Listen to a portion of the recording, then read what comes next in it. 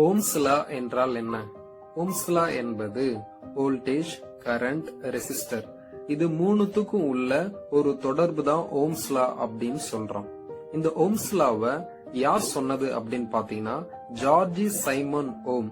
இவர் ஒரு ஜெர்மன் இயற்பியலாளர்.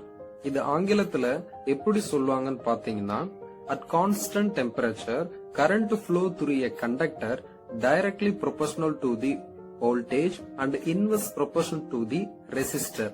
அதாவது இதை எப்படி சொல்லாங்கன்னு பாத்தீங்கன்னா, ஒரு மின் கடத்தின் வழியே பாயும் மின்னோட்டமானது அதன் இரு புள்ளிகளுக்கு இடையே உள்ள மின்னழுத்தத்திற்கு நேர் விகிதத்திலும் மின் தடைக்கு எதிர் விகிதத்திலும் இருக்கும் அப்படின்னு சொல்லுவாங்க. இதை எப்படி ரெப்ரசென்ட் பண்ணலாம்னு பாத்தீங்கன்னா, V equal to IR, I equal to V divided R, R equal to V divided I அப்படின்னு சொல்லுவாங்க.